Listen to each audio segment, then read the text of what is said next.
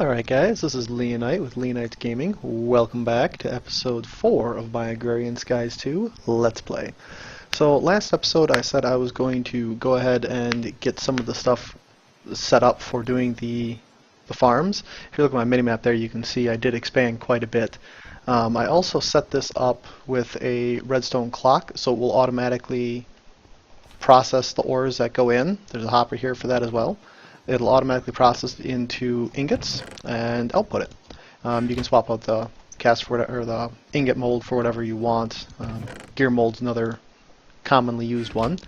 I also went ahead and made the chest builder. That was for one of the quests in, as you see, I have a lot of unclaimed quests here. But in storage here, this compact chests. Need to make the builder in order to do that. So go ahead and claim that. Now this is really cool because there we go.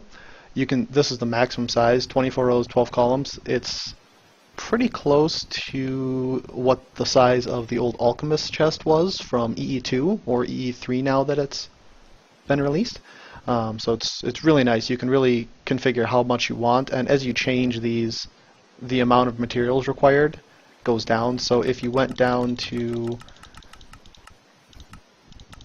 a normal sized one, let's say we want a double chest in one, so basically an iron chest. One chest, one clay, 6 iron, and 6 iron bars. And that gets you your, essentially an iron chest from the iron chest mod. So I'll take you guys around. I did a bunch more farming between last episode and this. Nothing changed there. But I had to get a bunch of these seeds that give dyes, and I didn't completely upgrade these two, but I went ahead and upgraded all of these that I got to 10, 10, 10s. So we got blue, white, and light blue, and I have a lot of food now from all that. So over here we have, as you can see, the trees up there. Actually, I need to repair the hatchet, and that will begin running again. So with iguana tweaks in, if you have a tinker's tool and you want to repair it, you can just put it in your crafting grid and it'll repair. So I set this up. I also had to go to the Nether in order to, because there was a mod called Progression that ended up breaking something, which I'll show you in a little while. So Jaded Cat actually recommended taking that out, disabling it. So I ended up going to the Nether and getting a little bit of Netherrack. Didn't really do much over there, but so right now we just have the one plot. This will be replaced by a Mine Factor Reloaded one later. And this here, this interface, is the tree chopper from Progressive Automation. It starts out with a range of 9 by default. Let's look here. So it starts out with a range of 1. I upgraded it twice with the stone upgrades. They're really cheap to make. Got it up to range 9 so it can do everything around it, plus one more, but I just left it where it is right now. So if we put this in here, it needs fuel, give it some saplings, and it will begin cutting the trees down. Alright. Right now it's a very manual process. It chops things down and plants things for you, but as far as coming and getting stuff and refilling it and repairing the tool, right now that's all manual, so I want to change this out for a Mine Factor Reloaded tree farm before too overly long. You can see some wheat sitting over there. And this is the stone planter from that same mod. As you can see right now it tells you it's out of fuel, but I went ahead and got a lot of wheat. I don't really need to worry about that right now. And these are all 10, 10, 10 wheat seeds. I planted the one and made it grow to everything else. So what we're going to do is we're going to put a water tower here in the middle, which will have sprinklers going over. We won't need to have this water block here, and these will grow even faster.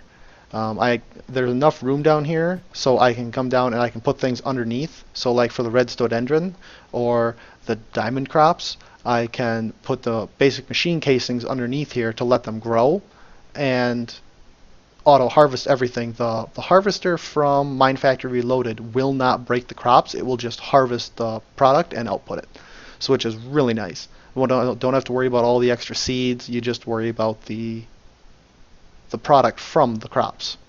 So there's that. And I also went ahead and got the whole auto sifting set up. So one of the things that is required for over here, I mentioned the auto packager last time. So I have all of my barrels set up for all the different resources that I can get. Right now I believe this is everything as far as what I'm sifting for. But when I start adding more sifters, like the sifter for soul sand, I'll need to add more barrels onto the end for all of that. And this is the compact chest that I made. That is the full size one. So as you see, a lot of inventory space. If you look on Wayla, chest size 288 slots.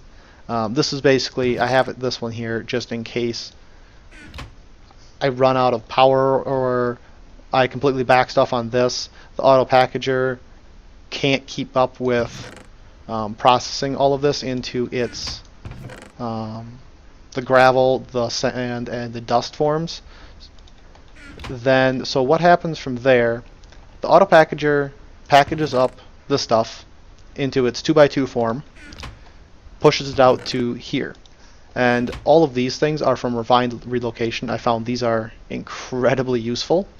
So this one here has module blocked extraction. So what it'll do is it will extract everything. As you saw, a couple things went into the hammerer here, and these I got from manually sifting a while ago. So this will automatically extract things, but it will not allow things to go back into the chest. If you just had the extractor here and it tried to output to the hammerer or wherever else it was going to push things to, but it couldn't, it would flow back in. So now it will keep them in the chest until it has a spot for them. So that's what that one does. So as I said, it pushes things out into the hammerer, and you can't hammer dust, but dust does come into here, or the dust versions of the ore. So this here is filtered on ore dust. If you hover over this, it tells you can do a wildcard character, which that's what I used. Anything that ends with ore dust will get output to this line here. And these all have the module blocked extractors as well to pull everything out of there. And we have a filter here as well, broken, crushed, and powdered. So any of our broken ores, crushed ores, and powdered ores will automatically get pulled out into this chest here. And these don't have anything on them because they can only hold one item. So you want to fill these up beforehand before you hook up the pipe at the back. And I found that these are actually better. The extractor portion, at least, can extract a lot better than the thermal expansion ones. If you have a resonant connection on, they work quite well, but I just went with these because I don't really have the materials to do Enderium yet. So up top we have a barrel set up with another extractor. This one is not the blocked extractor because I noticed that it's not as smart about outputting things. It outputs large chunks, like it'll pull a stack out and send it to wherever it needs to go, and as soon as it pulls that out, it goes, oh, I can pull another one. So it pulls another one, pushes it right out there. So it was pushing a lot out and back stuffing at the locations where it was going. Like for these pulverizers that are down here, it back stuffed right next to them. Like it had 500 cobblestone just sitting there. Now this may look a little weird, just a barrel with cobblestone in it, nothing else around it. But this icon right here says that it's a B space. And what the B space is, this is what I used a couple of the ender pearls for. You can modify your barrels. I mentioned that you can get an extra 15,552 stacks if you want it, or as much as 100, or as little as 193. I went ahead and did the first two upgrades, and they're really cheap. Planks with some fences to get one of those. These have to go on each barrel. Second one as well, 4 iron, a little more expensive, still not bad. And then I went with the B space upgrade, and you see it says slots used 2 on the tooltip there. This one provides 1 slot, and I had to do this one because that will provide 3 total slots. So the B space one, ender chest, 2 pistons. Ender chest is eye of ender and some obsidian. And then you also have to make this B space tuning fork. Shift right click on the barrel that you want to pull things from, which was the one over there by the little cobble gen. Oh, I thought I saw a creeper for some reason. Just saw the head. And then shift right click on the barrel that you want it to copy to. Now the upgrades in them have to be exactly the same, otherwise it won't work. So this one is actually pulling his inventory from that one over there. So I don't have to worry about having another cobble gen over here. It just keeps things clean. So those push down into pulverizers. The individual one is for pulverizing all of the gravel, which that is running low on that for some reason. Okay. This one here pulverizes into gravel, then into sand. This one here, gravel, then sand, then dust. And when you pulverize them, they have a chance of producing an additional output. Like if you pulverize cobble into gravel, you can occasionally get, I think it's a 5% chance of getting a sand. I don't really want to deal with that, so what I have happening here is these are fluctuating item ducts, so they're item ducts that also transfer power. They will pull, or these will eject all of that extra output into these, and that's set up to go into a trash can. And a trash can has a single slot, it's a void spot. Anything you dump in here will immediately get destroyed. So if I shift click this in there, it immediately gets destroyed. So I went with the fluctuating item duct so I can do that as well as run power to them. And these guys, fluctuating item ducts, require an item duct in a fluid transposer with destabilized redstone, 50 millibuckets exactly. Each piece of redstone in a magma crucible would produce 100 millibuckets. And I have a basic setup over at my base, at the main house area, that has a lot of the base stuff. You can see this is just got pulled out there. And then I also have a hardened energy cell here. These guys are actually pretty easy to make too.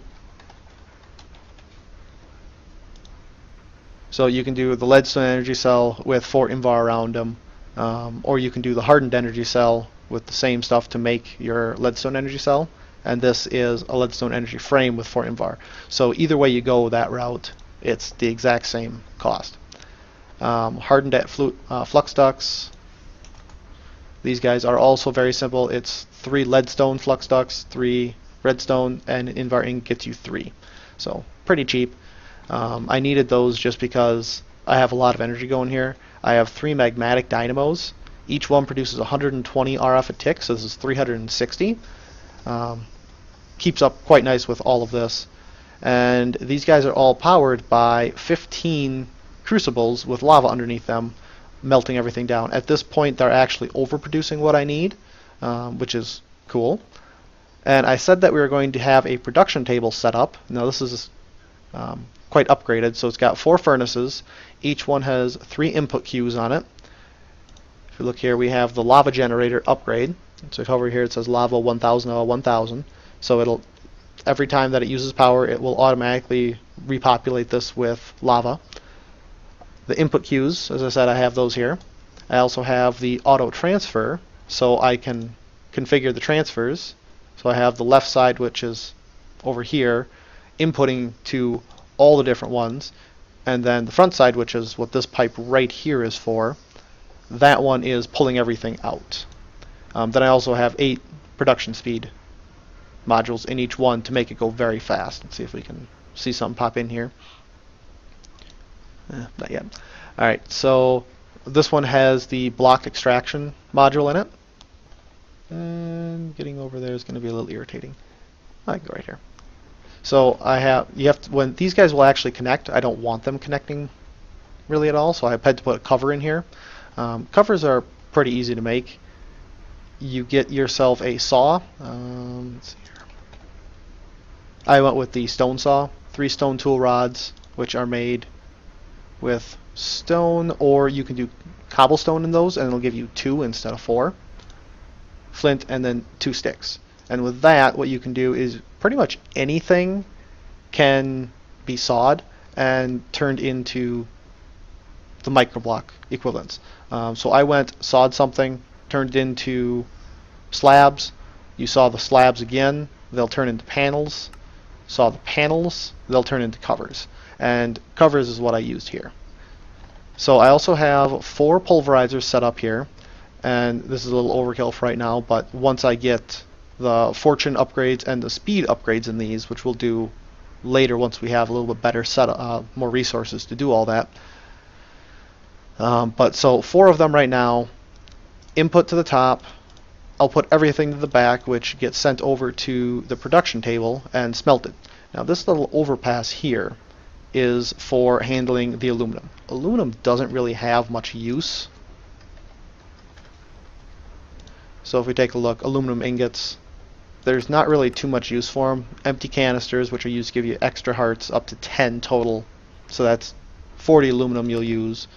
Then there's traveler's gear, which I haven't really played with much. And that's just about it. If you look at what the fluids can be used for, aluminum brass, you use it a little bit, then you run out, and alumite. Those are literally the only uses for aluminum. So as I said, not a whole lot of uses, so I don't care about doubling it. So I just send it over, it gets smelted, and then sent over to our barrels. And so I have one connection over there, which is coming from all the sifters, pushing everything into the barrels, and this one here is for all of the ingots. And this has been running for half hour or so a pretty decent income for a half an hour's worth of work.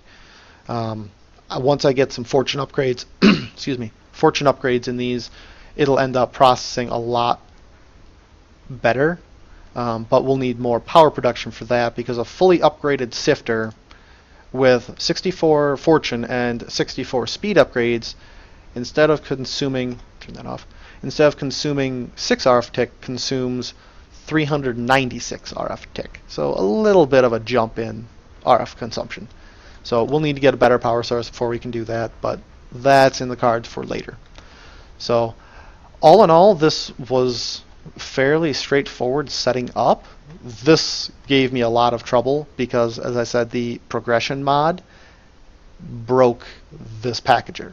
I sat here watching it, trying to see if I could figure out how to do it. Went into creative, derped around a little bit over there, seeing if I could figure out how to make it work. Read a bunch on the forums, still couldn't find anything, and then I specifically looked at Agrarian Skies plus Auto Packager and found out that progression mod actually broke this, and Jaded Cat said just disable it. So that's what I ended up doing. But we'll take a look at what other quests we got here real quick. Oh. I also made a portable tank. We'll claim that reward real quick. So that just wanted us to make this one really simple. Holds 8 buckets of fluid, 1 copper ingot, 4 glass around it. Done. Now these guys, these sausage in their bread, look at all that it restores down the bottom right. That is a lot. So we'll save these for when we actually decide that we want to use them. I'm not going to use them unless I need them, because that's a lot. To make these requires maple syrup. It doesn't have a crafting recipe. You have to get it from a maple tree, and I don't know where to get a maple tree sapling from. Let's take a look quick. It's this guy here, this Pam's Harvest Craft one. Requires maple syrup and a spruce sapling. So hopefully we get one as a quest reward sometime, but I'm not going to hold my breath for that. So I'm just going to save these for whenever we actually need them. So let's go look at the other quests that I completed. Completed the trash can, as I showed you. A void bag, which is basically a mobile trash can. I completed the lumberjack, made that. So I got a 16 cooked salmon. Now, to make these, they're really simple. Had to make the stone miner for another one. 7 smooth stone, a furnace, and then whatever tool you're going to actually use to make it. So the pickaxe for the miner, a hoe for the planter, and an axe for the lumberjack. One of the other things that I had to make was this guy here, the cobblegen upgrade, which is the stone miner, 6 smooth stone, water, and lava. I personally don't like using this because you're getting cobblestone by consuming your tools, essentially. Well, we have a much better solution for that, so we just kind of skip that one. And that is this quest here. So we get, yay, 16 more cobble and half a heart. Alright, netherrack, I got this when I went to the nether real quick. But you can also get it, you don't have to go to the nether at all to actually get everything. So stone barrel with lava, similar to how we made the obsidian, but without the water on top. Then you right click it with a piece of redstone dust and you get a piece of netherrack. Near the quest, I went and found this. There's actually an NPC somewhere around where it says. I didn't actually find it right this time, but there's an NPC called Soren over there. And if you guys watch Soren stream or Direwolf's, anyone that's on Forgecraft, you know that Soren likes to make what's called Soren chests. And they're basically a chest drop down anywhere that just dumps your stuff into. So we'll claim that. I had to make an Eye of Ender to make my B-Space upgrades, so we'll claim that. But this explains how to get to the end. And you make end cake in order to get there.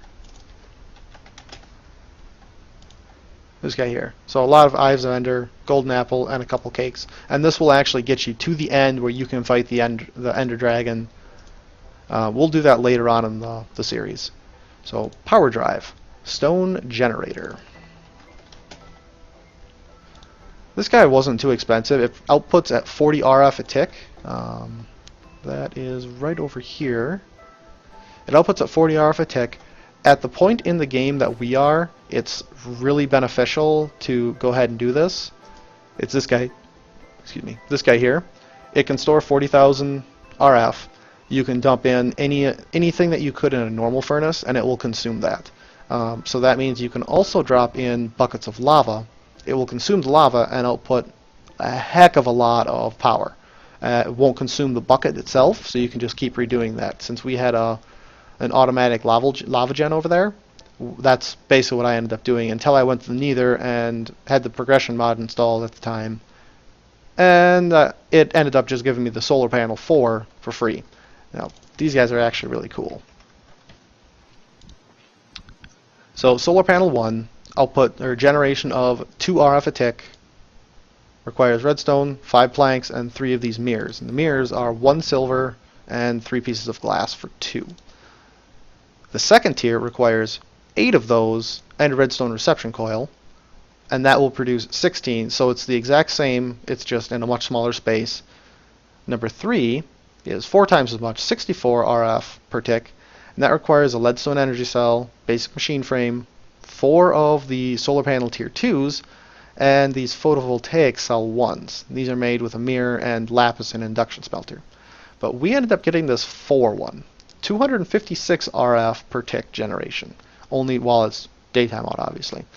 These require 4 of the 3s, hardened energy cell, hardened machine frame, which is a basic electrum gear, and 4 Invar ingots, plus these photovoltaic cell 2s, which is photovoltaic cell 1 with clay and induction smelter.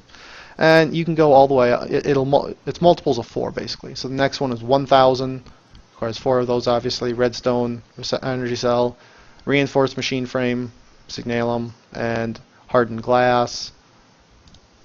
And then these photovoltaics 3, which is 1 piece of glowstone in a fluid and a magma crucible pumped into a fluid transposer with a photovoltaic cell 2. Gets you a photovoltaic cell 3. So really not that expensive, just kind of monotonous. And the 4 produces 4,000 RF a tick, which that's pretty dang good.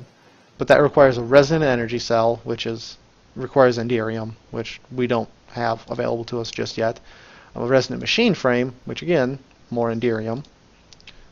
4 of the solar panel 4s, and photovoltaic cell 4, which is a blaze rod, and photovoltaic cell 3 and an induction smelter. So really, it's the exact same efficiency as this guy, except it stores more power each tier. Actually, it stores less than what a full array of these guys would do. That would be 2,046 of these go into making one of these. So don't really want to get into this until we get into applied energistics and auto crafting, because I really don't want to make that many solar panels. So, but as I said, I have a little basic setup here. Pulverizer outputs things to the chest. Got the magma crucible.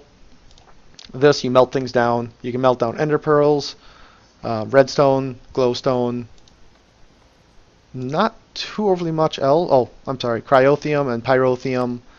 You can melt down snowballs into water, stone into lava. A lot of things can melt down into lava at the cost of RF, but we have a better way of doing that. And then you can also make liquefacted coal. I'm not actually sure what that's used for, but I think those are the main fluids. Yeah, these ender lily seeds, 4,000 millibuckets, so 4 buckets of resident ender for one of those, which is equivalent to a full stack of ender pearls, so 16. So, and fluid transposers set up to receive directly from the magma crucible, and then I have the induction smelter as well. Alright, so we'll claim that reward. The automatic sieve. I have 3 of those sitting over there. And these guys are made like so. Electrum gear, 4 Invar ingots, and 2 Invar nuggets, and a silk mesh. And we made 2 of those to make the manual sieve. So, not too overly difficult to make. And the auto smasher. Automatic hammer, I showed you the recipe for that last episode. Rather expensive, required, I think it was like 37 ingots of iron to do. That'll get us a 64 dust, which is kind of cool. So there's all of those. Sky Farm, we went ahead and got the basic planter I showed you. Claim that one. Next up is new crops. This wants us to make artichoke. So, take a look at artichoke seeds. Very easy to make. Lettuce seed plus seeds. Gets you an artichoke seed. And that will end up completing this. Now, neitherwort, I'm not exactly sure how to grow the neitherwort. I tried it a while ago in a previous, or in a different setup I have, and I couldn't get it to actually grow. It says that it was fertile but could not grow, so I'm not entirely sure how to get that one to grow. I'm going to try in the neither on soul sand, but we'll cross that bridge when we get there. Didn't do anything more in Tinker Toys yet. Storage Wars, Power Grid, Assembly Line, Mob Hunter. So I killed a bunch of things. Gets us an emerald. Now this is a repeatable quest every 7 Minecraft days. Just kill 20 zombies. Then there's Brain Bashing, which again a 7-day cooldown. 5 brainy zombies gets you an Earth Shard each time. And I believe that is all of the quests. Yes, that is all of them. So there's finally this For the Hoarding one in here, which makes me nervous because when Jaded says For the Hoarding, it's usually turn in 10,000 of this one item. And yeah, that makes me kind of nervous. So I'm going to start stockpiling everything that I have. Probably just going to get some caches and stockpile it and let everything just overflow into that until it fills up and then stop itself.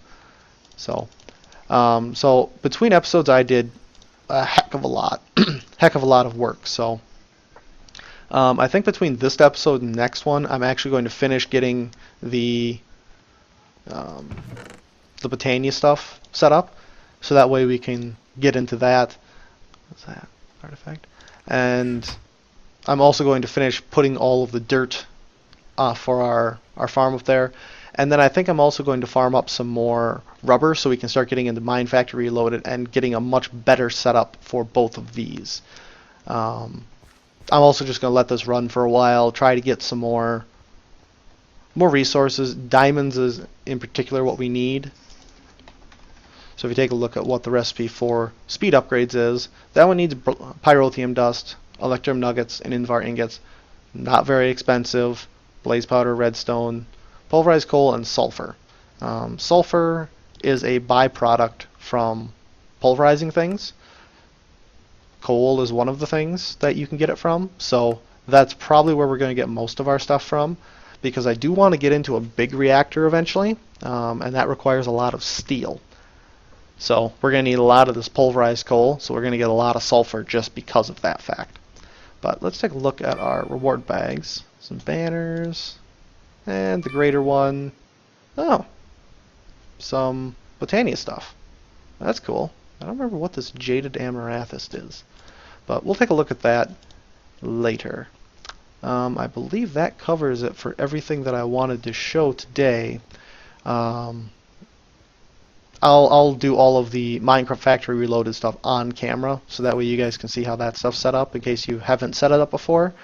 And you guys can also see how I like to set it up. I'm also, between this episode and next, going to start getting together the materials needed to make a better mob tower. And then I do also want to get started into blood magic before too overly long, because blood magic is a lot of fun if you've never played with it before. There's a lot you can do with it. A lot of utility things. One of the things that's really nice is, and as you can see, there's a lot of different things in here. But there is this Sigil of the Green Grove. Kind of it looks like a complex crafting recipe. It's really simple. We can get into it very quickly. But this one, when you activate it, will actually increase the growth of everything around you.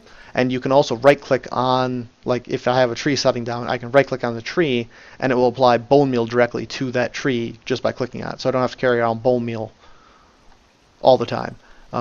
It does consume what's called LP, which we'll get into that later. That is basically life points. So it's called blood magic for a reason. But I think this is probably going to be a good wrapping up point. Probably a little bit shorter episode than normal, but I did a lot of stuff between episodes that I wanted to show off real quick. Like I said, next episode it'll be a lot more hands-on, so that way you guys can see a little bit more about how everything's set up. One thing I do want to do before I sign off is show you some of the recipes for the refined relocation stuff. So there's a lot of stuff that you can do in here. I haven't really played with refined relocation that much, but I do plan on playing with it more in the future. So there were a couple things that I had to make. Is these module bases was one of them. It takes a lot of iron. So 4 iron ingots, 4 iron bars gets you 4 module bases. These don't do anything by themselves, but they're used for other things like the filter module for gold and a module base. And there's 1 here, there's 2 over there I believe, and 1 here. So 4 of those. Then I also had to make these guys right here. So 4 blocks of redstone and a module base. That's why I got the redstone because I needed a lot of redstone. And then to make them into the blocked extraction, they require the module extraction plus 4 iron bars. This is the recipe I used. These 2 are identical because you can do the one-way module with 4 iron or blocks of redstone, and this is just the module with 4 iron bars. So they end up doing the exact same thing. And then I also made these relocators, which are all the pipes that you see running all over. 4 iron ingots, 4 glass panes for 4 of them. And there's quite a bit here. So there's probably easily 6 stacks of iron that went into making all of this stuff. So yeah, I'm kind of glad that I went ahead and sifted as much as I did before, because if I didn't, then this would have been a much bigger pain to set up. So, well, like I said, I think this is a good wrapping up point. So this is Leonite with Leonite's Gaming signing off. Hope you all have a great night.